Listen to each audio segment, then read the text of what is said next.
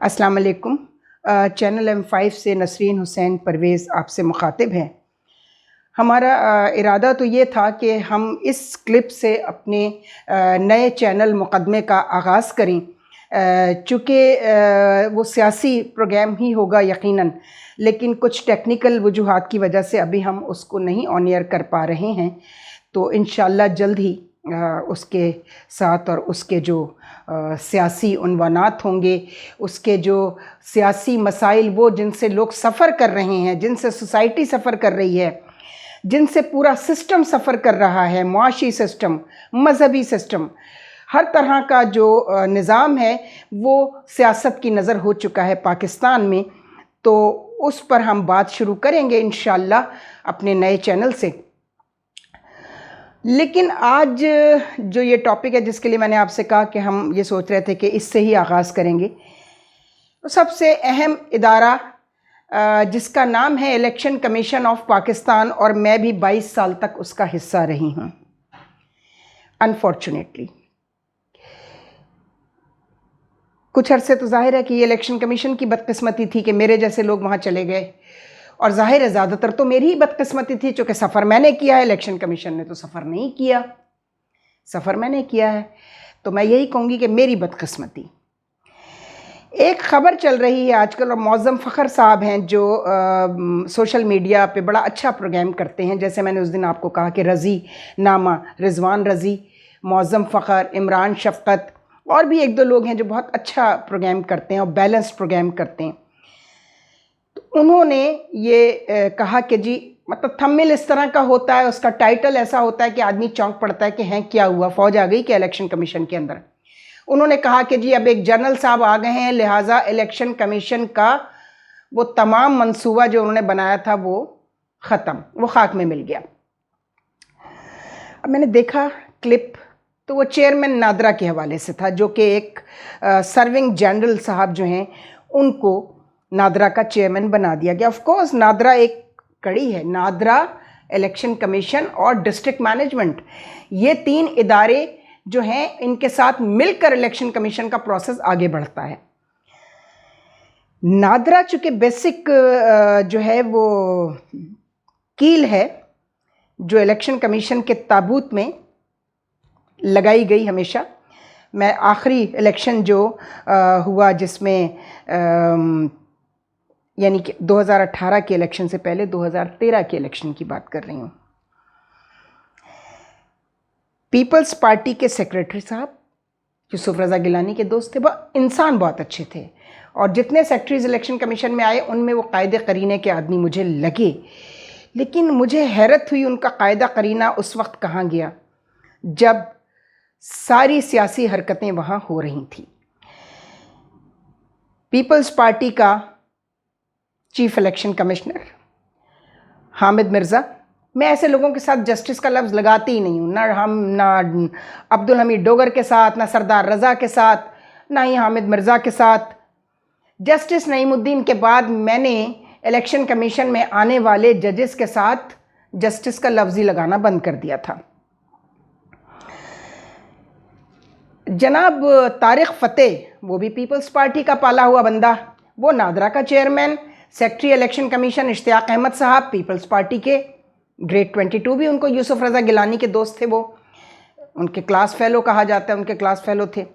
हो समझ में नहीं आता, वो पंजाब में पढ़े हुए हैं, ये शायद सबात एबटाबाद से इनका ताल्लुक़ था, हज़ारेवाल थे ये, तो हो सकता है गवर्नमेंट कॉलेज लाहौर में ये भी हों और यूसुफ रज़ा गिलानी भी हों। बहरहाल तो चारों तरफ से पीपल्स पार्टी चला रही थी इलेक्शन कमीशन को।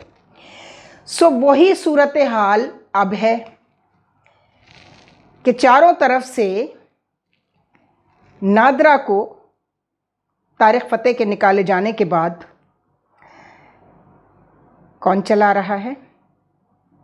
नवाज शरीफ, यानी कि शरीफों का, मुस्लिम लीग नून का पुराना पाला हुआ एक ब्यूरोक्रेट जो चीफ इलेक्शन कमिश्नर बना दिया गया, और दोनों की मर्ज़ी से बना था 18वीं तरमीम के बाद।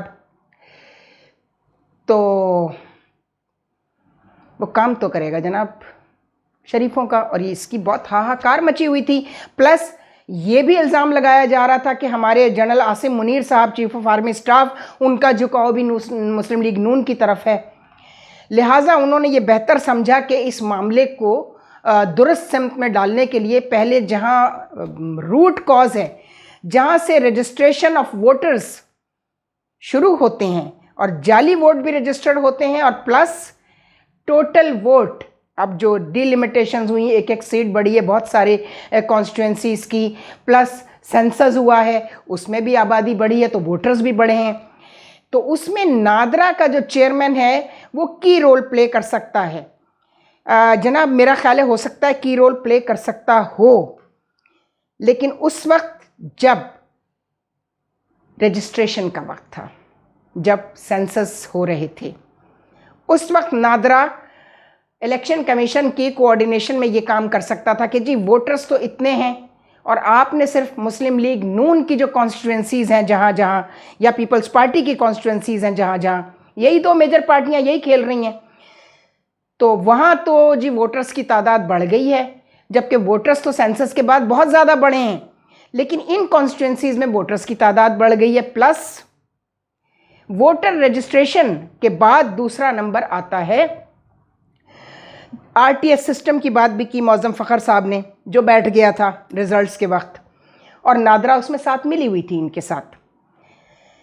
जनाब ये ऐसे नहीं होगा जब तक आप सिकंदर सुल्तान और उसकी टीम को फारिग नहीं करेंगे, उसका लाया हुआ सेक्रेटरी, उसके लाए हुए मेंबर्स का कहा जाता है कि जी उनकी तो तैनाती पार्लियामेंट करती है, तो पार्लियामेंट में कौन बैठा है? मेजर पार्टीज जिनकी मर्जी से मेंबर्स आए हुए हैं। तो जब चारों मेंबर्स बिकाऊ हों, चीफ इलेक्शन कमिश्नर बिकाऊ हो, सेक्रेटरी बिकाऊ हो, एक ख़ास पार्टी के लिए काम कर रहे हों, तो बेचारे जो नीचे, प्लस हाँ एक और आदमी ज़फ़र इकबाल जो टेक्नोक्रेट था, लेकिन इसी तरह वो शरीफों की इनायात की वजह से कुछ अरसे के लिए सेक्रेटरी भी बन गया था, जैसे जियाला सेक्रेटरी कहलाता है कुंवर दिलशाद, उसके लिए भी यही मशहूर है। तो ये कैसे होगा कि बाकी सारे लोग जो हैं वो तो शरीफों के हों और ख़ाली नादरा के चेयरमैन जो हैं वो, जिनका अब इस वक्त सारा रोल ख़त्म हो चुका है, अब उनका रोल ख़त्म हो गया ना। या तो उनको उस वक्त लगाया जाता जब वोटर रजिस्ट्रेशन हो रही थी, जब सेंसस हो रहा था और नादरा रजिस्टर्ड वोटों की तादाद बता रहा था। अब तो सब कुछ हो चुका है, अब तो सब कुछ हो चुका है। तो अब वो क्या रोल प्ले करेंगे जनरल साहब? मैं जनरल साहब से मुलाकात भी करूँगी इंशाअल्लाह और उनको वो तमाम चीज़ें बताऊँगी कि उनके अकेली एफर्ट से, सिंगल एफर्ट से कुछ भी नहीं होने वाला। टेक्निकली पॉसिबल नहीं है ना। असल चीज़ इलेक्शन कमीशन के मेंबर्स और चीफ इलेक्शन कमिश्नर और सेक्रेटरी है, चूँकि उन्हीं की नीयत को भांपते हुए, उनकी डायरेक्शन को भांपते हुए बाकी जो लोअर स्टाफ होता है, जिसमें चारों पीसीज हैं, प्रोविंशियल इलेक्शन कमिश्नर्स हैं पहले तो सूबों के, और उसके नीचे, मैं सॉरी ये लफ्ज़ मैं इस्तेमाल नहीं करना चाहती थी, ये इमरान खान बहुत ही बुरा लफ्ज़ इस्तेमाल करके छोड़ गए। अब हर आदमी कहता है फ़लाने के नीचे वो, फ़लाने के नीचे वो। उनके मातहत जो इलेक्शन कमीशन का स्टाफ होगा, यानी कि डीसीज, डेप्टी इलेक्शन कमिश्नर, जिसकी अब जो है वो नॉमेनक्लेचर्स चेंज करके शायद रीजनल डायरेक्टर्स बना दिया गया है उनको, और जॉइंट प्रोविंशियल इलेक्शन कमिश्नर, ये सारे लोग कौन होंगे? डिस्ट्रिक्ट इलेक्शन कमीशन, ये सब लोग कौन होंगे? वो तो देखेंगे हमारा बॉस जिस तरफ जा रहा है, हमारे सारे बॉसेस जिस तरफ हैं, हमें तो उन्हीं का काम करना है, उन्हीं की बात माननी है। तो उसमें अकेले बेचारे नादरा के चेयरमैन क्या कर लेंगे? उनका तो इससे कोई ताल्लुक भी नहीं है। अब आइए आरओज और डीआरओज की तरफ। उनका बिकना पहले भी बड़ा आसान होता था, तो हमने इसीलिए 3000 लोग इलेक्शन कमीशन के ट्रेंड किए थे। ये मैं आपको 15 साल पुरानी बात बता रही हूँ कि जनाब आरओज और डीआरओज जो हैं वो सेशन कोर्ट से ना लिए जाएं। खुद इलेक्शन कमीशन के टेक्नोक्रेट्स उनसे ज़्यादा बेहतर काम भी जानते हैं वो ज़्यादा, ताकि जिम्मेदारी एक ही इदारे पर आए, चाहे बेईमानी की जिम्मेदारी हो चाहे ईमानदारी की जिम्मेदारी हो। ज़्यादातर बेईमानी होती है और बेईमानी का इल्ज़ाम लगा दिया जाता है कि जी वो इलेक्शन कमीशन ने, जबकि सेशन जजेस आने वाले, लोअर कोर्ट्स के जजेस आने वाले जो थे वो बनते थे returning officers and deputy returning officers. उनकी बेईमानियां अपनी जगह मौजूद होती थी, उनके बिकाऊ होने के भी सबूत मौजूद थे। इसीलिए इलेक्शन कमीशन को जाकर इमरान खान ने ये कहा था कि जी हम जो है वो नहीं, पहले तो उन्होंने कहा कि जी हम नहीं लड़ेंगे इनके नीचे, उनको ये नीचे का लफ्ज़ इस्तेमाल करने की बहुत आदत थी। तो उनको बताया गया कि भैया अभी हमने तैयार कर लिए हैं, तो वो राज़ी हो गए कि जी ठीक है, 3000 जो ऑफिसर्स तैयार किए थे टेक्नोक्रेट्स, और बाहर से भी लिए गए थे, ज़ाहिर है इतनी ह्यूमन रिसोर्स तो नहीं है इलेक्शन कमीशन के पास। तो उन्होंने कहा कि नहीं, उसे उन्हीं दिनों नई अदलिया आज़ादी की तहरीक के बड़े चर्चे थे, और वो भी उसके बड़े ख़ास कारकुनों में से थे। तो उन्होंने कहा कि जी ऐसा है कि मैं तो आज़ाद अदलिया के नीचे इलेक्शन लड़ूंगा। वो फिर बात वहीं घूम के वहीं आ गई, वही आरओज़ और डीआरओज़, वही सेशन जजेस लगा दिए गए।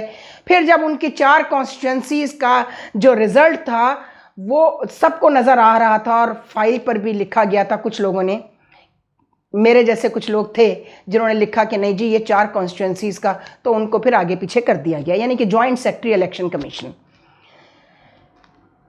वही हुआ, वही कॉन्स्टिट्यूंसीज़ जो थीं वो कंट्रोवर्शियल रहीं, और फिर वो दोबारा खुले, और फिर उसमें वही हुआ कि साबित हो गया कि उन 4 कॉन्स्टिट्यूंसीज़ में बेईमानी कराई गई थी, वो इंजीनियर्ड थी। तो हुजूरे वाला चेयरमैन नादरा साहब, मैं नाम इस वक्त भूल रही हूँ, जो जाहिर है कि वो सर्विंग जनरल हैं, आप अकेले कुछ नहीं कर सकेंगे, लिख के देती हूँ। हाँ, अगर आपका भी झुकाव शरीफों की तरफ है, मुस्लिम लीग नून की तरफ है, फिर तो मैं कुछ नहीं कह सकती। लेकिन जनरल साहब, बहुत बड़ी जिम्मेदारी आप पर आयद हो गई है। इतनी बड़ी जिम्मेदारी आयद हो गई है कि हमारा सोशल मीडिया जो टेक्निकली इतना अवेयर नहीं है, जैसे मौज़म फ़खर साहब ने कहा, मेरे भाई बहुत माफ़ी के साथ, एक चेयरमैन नादरा या एक जनरल के आने से इलेक्शन कमीशन नाकारा नहीं हुआ, बल्कि उनके लिए तो ज़्यादा आसान हो गया है। करेंगे खुद, बेईमानियां कराएंगे खुद, और कहेंगे जी देखें वो हाजिर सर्विस जर्नैल आया था, उसने बैठ के ये काम करा दिया। और वही जनरल आसिम मुनीर पर भी इल्ज़ाम आएगा, जो कि लग रहा है कि जी आप शरीफों की तरफ आपका झुकाव है। इन चीज़ों को बस देख लीजिएगा। हम तो यही कह सकते हैं, हम इस पर मुसलसल प्रोग्राम करेंगे, चूँकि हम भी कुछ जानते हैं थोड़ा बहुत, और हमने इस पर काम भी बहुत किया है, कि जब तक ये इलेक्शन कमीशन फारिग नहीं होगा, इसलिए हम कहते हैं अभी इलेक्शन कमीशन को जब तक वो फारिग ना हो, सिकंदर सुल्तान और उसकी टीम, तब तक इलेक्शन ना हो। अगर फेयर भी हो गए, 80% अगर फेयर रिजल्ट हुए, तब भी नहीं माना जाएगा, और अगर मुस्लिम लीग नून जीतती भी है तब भी नहीं माना जाएगा, क्योंकि क्रेडिबल नहीं होंगी। इलेक्शन क्रेडिबल हो ही नहीं सकते सिकंदर सुल्तान और उसकी टीम के होते हुए। तो मेहरबानी कीजिए जनरल साहब, जनरल आसिम मुनीर साहब, और जो हाजिर सर्विस जनरल लगाए गए नादरा के, कि जनाब आप किसी सूरत भी इस टीम को हटाए बगैर इलेक्शन फेयर नहीं हो सकता, हरगिज़ फेयर नहीं हो सकता। बस यही कहना था। खुदा हाफिज। सानाए हस्ती हम अपने आका को सुनाए जाते हैं, अफसानाए हस्ती हम अपने आका